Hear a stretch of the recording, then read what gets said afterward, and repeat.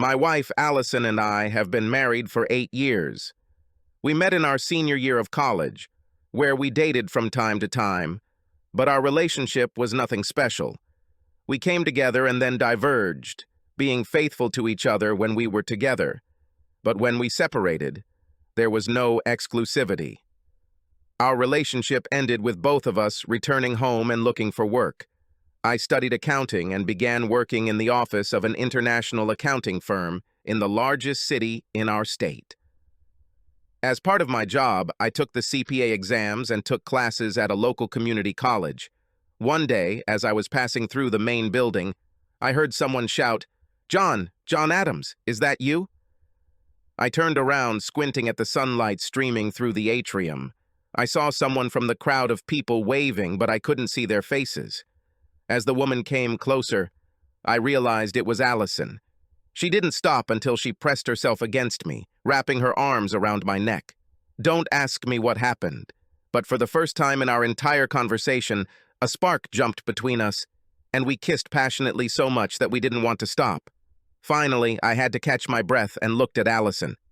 "Wow, let's go get some coffee and catch up." Allison taught ancient Greek in college, which was her specialty. She moved here about 3 months ago and rented an apartment in the city. Surprisingly, she was only a 15-minute walk from my apartment. Our relationship in college was fun, but not deep. But within 6 months of graduating, Allison had changed. She was growing up, and I just wanted to spend time with her. That night we went out for dinner, then drinks, and I walked her home. She asked if I wanted to come over for a snack, and even though we had sex many times before, I said, "No, this is the start of our new relationship. Let's take it slow." She blushed and smiled, but didn't say anything. Slowly, lasted about a minute. I leaned in to kiss her softly when she grabbed me and kissed me passionately, whispering, "Fuck it slow. We're getting married in 6 months and we need to practice." She was wrong. By a month. We got married 7 months later. I don't think I've ever actually proposed to her. She started planning her wedding a week after we met, and I bought an engagement ring at the same time as my wedding rings. Sometimes things just work out on their own, and this was one of those times. We bought a house in a new area and moved there after our honeymoon. Life was wonderful. After about 3 years of marriage, I suggested to Allison that she stop taking the pills. She looked at me and said, "I've never taken a pill." My brain clicked, and I responded, "But that means we never use contraception. How come you didn't get pregnant?" Her look suggested that she had never thought about it. I quietly suggested that she go to the doctor to make sure. After several tests, it was confirmed that Allison was unable to have children. It was a very difficult time in our lives, but I loved her. When she suggested that I look for someone who could give me children, I told her that I married her through thick and thin, and that she should get used to the idea that I would not go anywhere. We discussed adoption, but decided we were destined to not have children and made peace with a childless life. The biggest change that being childless has brought is the change in our social circles. As soon as each couple started having children, we saw them less and less as they had other concerns. We made friends among older couples whose children were grown and either supporting themselves or moving away from home. Allison found a new circle of friends in college. Many of her faculty members were in their 40s and 50s, and we began going to dinners and sometimes house parties with them. Although their taste in music was a little different from Allison's and mine, we had a lot of fun at these parties. By our 8th anniversary of marriage, we had a whole new circle of friends. At one of the faculty parties, Allison introduced me to Liz, who had just been appointed head of the Ancient Languages Department. Liz was married to Tom. I talked to them a little and immediately realized that I liked Tom. He was friendly, but complained about the music they were playing. He was also an Oakland A's fan, which to me was a sign of quality. On the way home, Allison asked, "What do you think about Liz and Tom?" I like her, and she suggested we go out to dinner with them next Friday. "Would you mind?" "Sure," I confirmed. "Tom seems like a nice guy, and he doesn't like that old music everyone else is playing." "Deal. It'll be fun." The following Friday, we had a wonderful evening with Liz and Tom. Dinner, club, conversation and drinks flowing freely. After the club, Tom suggested we share a taxi to their house, have another drink, and then we could head home since it was only 20 minutes further. Liz walked into the house ahead of Allison, and Allison was ahead of me. I noticed an aquarium on the table, but there were no fish in it. Liz looked over her shoulder with what can best be described as a damaged grin and looked me straight in the eyes. With a smirk on her face, she asked, "Did the penny finally drop? How long did it take you?" It was clear that Allison was completely in the dark as she stopped and asked Liz and I in surprise, "What penny? What are you talking about?" I didn't respond directly to Allison, but instead reached out to Liz. "Yes, I understand. How long have you been leading this lifestyle?" I saw Allison's hand go to her mouth. Liz replied, "We started when the kids were little. At first, just 2 or 3 couples at a time. Enough to have a party at home without making too much noise. As the kids grew up, we started moving between different parties. Now we have a big group, all with children who are now grown up, so we can have big parties and move between houses without arousing suspicion from the nannies." Tom walked past me, and as Liz finished her statement, he shouted, "Come into the living room. The drinks cabinet is here. I'm guessing you'll be drinking what you've been drinking all night." I didn't look at Allison, but I knew she was shocked by the revelation. Therefore, my first fear that she had set me up was in vain. I went into the living room. Liz was already on my tail, and Allison was walking a few steps behind. I took my drink from Tom, but remained standing. I wanted to make sure I sat next to Allison when she sat down. Not because I thought Tom and Liz would try to pair us up, but because I wanted to be near her, so I could move the conversation away from the unpleasant topic and go home as quickly as possible. I had a feeling that Liz and Tom would be happy to have us as friends, like tonight, but if we spent too much time at their house or went to one of their parties, they would be more than happy to bring us into their lifestyle. Liz had other plans for the conversation. She began, "I think Allison is still getting over our little revelation. Don't worry, Allison. We have friends who don't do that kind of thing. We're open about our lifestyle and want everyone to know they can join in. Us. But we never push anyone. This lifestyle is not for everyone. In fact, it is not for 99% of couples. But if you want to try, you can join our parties. You just have to ask.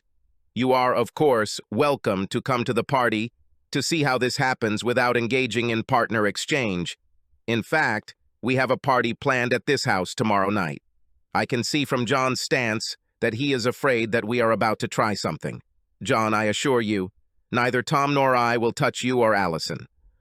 I took a long sip from my glass, then said, "Liz, Allison and I had a really good time tonight.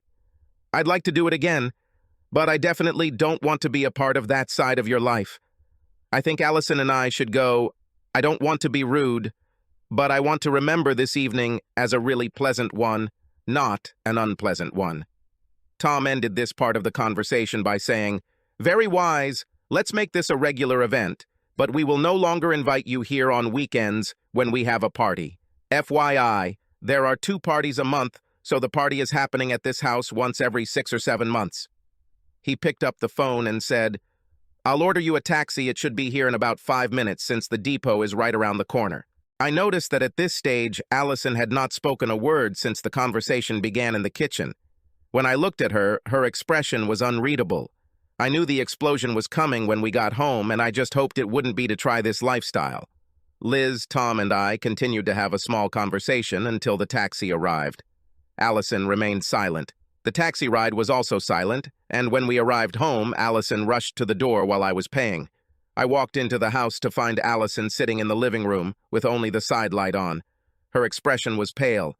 I stood leaning against the living room door, waiting to see what would happen next. She began in a quiet and timid voice. "Why did you reject the party proposal so harshly?" Was my great fear realized? I got straight to the point.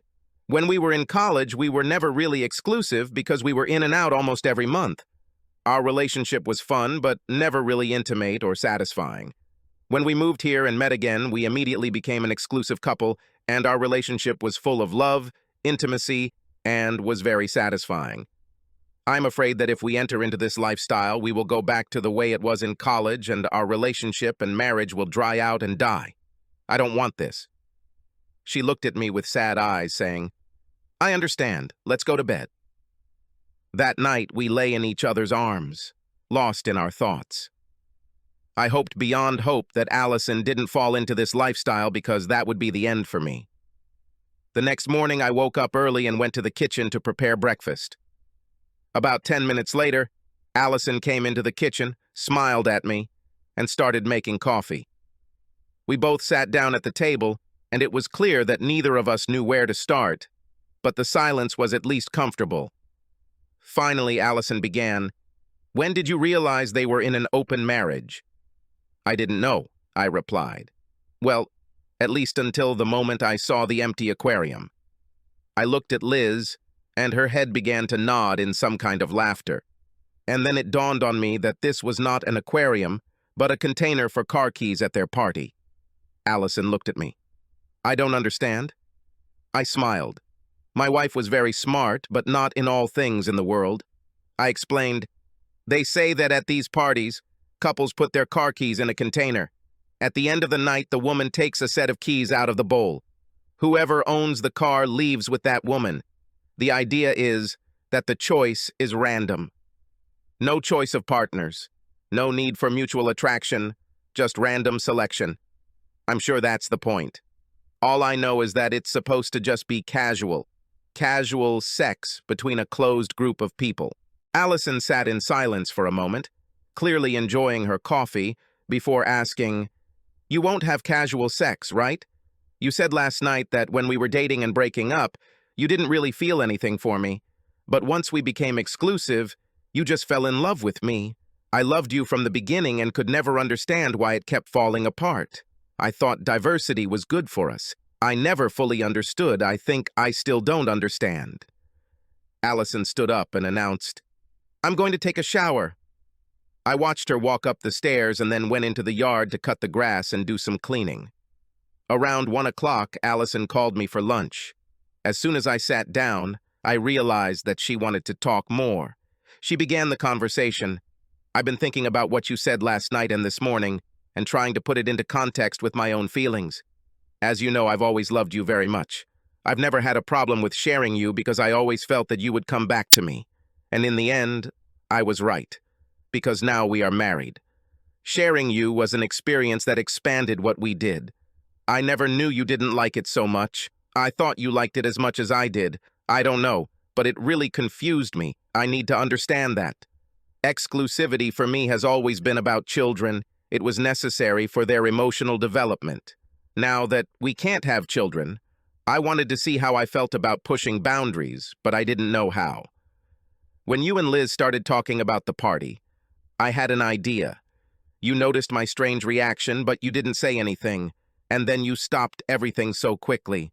I need to understand why you don't like sharing, and I need to know whether I do it or not. I need to see how it works for others and why you can't do it. I have to go to this party tonight. I've already talked to Liz, and we can come as uninterested guests. You take me?" My heart skipped a beat. I was shocked, disappointed, but most of all, I was scared. I was afraid that if we went, Allison would want to feel emotional, that just watching it wouldn't be enough for her. But I also knew that she wouldn't calm down until we went. I had one chance, and it was time to take it. "Allison, I want you to change your mind. I won't share with you. If we go to this party, I won't go with anyone else. But if you go with anyone else, whoever he is, that will end our marriage. Do you understand that? Even if we go, I will feel uncomfortable and unpleasant. You are leading me into the lion's den, and our marriage may suffer even if we come out alive. Please don't do this." Allison looked very sad, but said, "John, you know me. I need to understand this. And the only way to do this is to see it with my own eyes, for better or worse. Please come with me. We will not participate, and we'll leave a little before the key draw begins. I promise it will satisfy my curiosity." I was trapped. If we go and Allison even offers to take part in the prank, my love and our marriage will be ruined. If I refuse to go, she will feel like I am limiting her emotionally, and it will also be detrimental to our marriage. I took a deep breath. "Okay, we'll go, but remember, I'm going under pressure. I don't want to see what's going on there. I don't want to know these people, and I definitely don't want to be involved. Also remember that this will probably hurt my friendship with Liz and Tom. After I see them with other people, I won't be able to treat them with respect. Now you know my feelings. Shall we go? Allison kissed me and said, "Yes, I will not participate, and I promise that we will leave before the main part of the evening begins." After lunch, I went outside, ostensibly to finish some yard work, but really to think and plan. I had to drive. That much was obvious. I didn't want to drink alcohol because I needed to be able to leave quickly. The problem is that this meant we would have the car keys, and the car keys were the starting point of their game. I didn't know what time the giveaway would start, but I needed to make sure Allison was out of the house before it started. I had a feeling there would be a level of excitement in the raffle, and I had a feeling Liz would try to get Allison to add our keys, and if Allison was drinking and flirting, she might want to join in. I needed to avoid this. I knew my love for her wouldn't survive if she actually asked to join the party. Allison prepared steak, fries, onions, mushrooms, and fried tomato for dinner. This was definitely a filler dinner. I hoped it was just to get me to go. I was terribly nervous. Allison didn't know, but I knew. Our marriage was on the rocks. We finished dinner in relative silence, each lost in our own thoughts. Once we finished cleaning, Allison told me to get in the shower and she left my clothes on the bed. I showered and shaved before entering the bedroom. Allison sat at her dressing table applying her makeup. She was wearing a red set, more precisely the lower half of it. It wasn't unusual. What was unusual was that she wasn't wearing a bra. Allison has never gone braless, but it looked like she was going to do it today. I looked at the bed and saw that she had put my tuxedo down. I commented, "This is very solemn." She looked at me in the mirror and said, "I want every woman in the place to be jealous of my man." I smiled. "What will you wear?" She pointed to the closet door, and I saw her short red dress that she wore to formal events. She looked amazing in it, but it was low-cut. I asked, "Are you going to wear a bra underneath? I've never seen you go out without one." She shook her head. "It's a one-time thing. I need to feel a little slutty tonight. Liz said not to wear panties, but I couldn't do it, so I decided to go braless." Part of me was relieved. She intended this to be a one-time event. Let's hope this intention continues throughout the night. Also, at least she wore a thong, but with Allison's large breasts, she would have a hard time keeping it in that dress, especially if the evening got rowdy, so she always wore a bra. I drove the car very slowly towards Liz and Tom's house. I was hoping Allison would tell me to turn around, or if I drove slowly, we wouldn't get there at all. Of course, it didn't work, and we arrived at 8 o'clock. There were already 8 or 9 cars parked around the house, and the sounds of the party could be clearly heard outside. Allison jumped out of the car and ran to the door, showing an enthusiasm I hadn't seen in a long time. I felt only horror and could barely drag myself to the door. Liz opened the door as I slowly walked up the path. I heard her say to Allison, "You're here. I'm so glad. You'll enjoy meeting our company, and I really hope we make it a memorable evening." Allison looked at me as I walked up the step next to her and bit her lip nervously, then said, "We're just here to see. We plan to leave early. I don't think it's for me, but I need reassurance. John already knows this will be a problem for him. Let's just watch, chat, and have a good time." Liz stepped aside, and we entered the house. At that moment, 3 more cars arrived, and Liz looked outside. "Oh, good, everyone's here. I can't wait to introduce our potential new members." The feeling of dread in my stomach intensified upon hearing this. It was clear that Liz believed we were there to join in, and she wouldn't stop until we either threw the keys in the pile or left. I knew that my feelings of friendship would not survive the pressure she seemed about to put upon us. Allison headed into the living room, and Liz followed her with a shout. "Go to the kitchen. I want to make a grand entrance with you two when everyone is seated." Allison turned sharply into the kitchen, and I followed her. It was clear that Allison was nervous, so I approached her. We heard others enter the house, and Liz told them to go into the living room so she could introduce the new couple. I leaned down so my mouth was close to Allison's ear and whispered, "What does she mean by new couple? I hope you told her that we're only here because of your curiosity and have no intention of joining. Allison looked at me and tried to avoid eye contact. I told Liz that we were just here to watch and that you were very unhappy with the party and adamantly against participating. But she said that we would be so caught up in the power and passion and sexy women in the room that you would be throwing your keys into the fishbowl, like as soon as he appears, she said matter-of-factly. My response was a short grunt, followed by my standard flippant response. Fat chance. The living room door closed and we heard Liz talking to the group, but we couldn't make out what she was saying. 5 minutes later, Liz and Tom walked into the kitchen and Liz announced, "Are you ready for your grand entrance?" Liz extended her hand to Allison, who took it. Liz then turned around and half-pulled Allison along with her. I followed them and Tom followed me.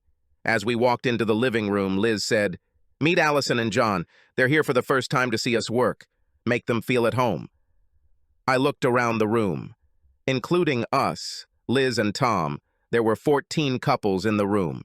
I knew at least 4 couples. At least one spouse of 3 couples worked at the same company as me, and the 4th couple went to the same gym as Allison and me. I also recognized a prominent politician from our state senate, and the woman sitting on his lap was not his wife. The smell of betrayal hung in the room. It was neither pleasant nor sexy to me. The men were dressed in tuxedos, just like the one Allison had chosen for me. I realized that this should be the dress code for men. The women were dressed in revealing clothes that were too youthful for them. My first impression was lamb in sheep's clothing. I wanted to run out into the fresh air, but knew that this would not happen, since Liz was already leading Allison around the room, introducing her to other couples.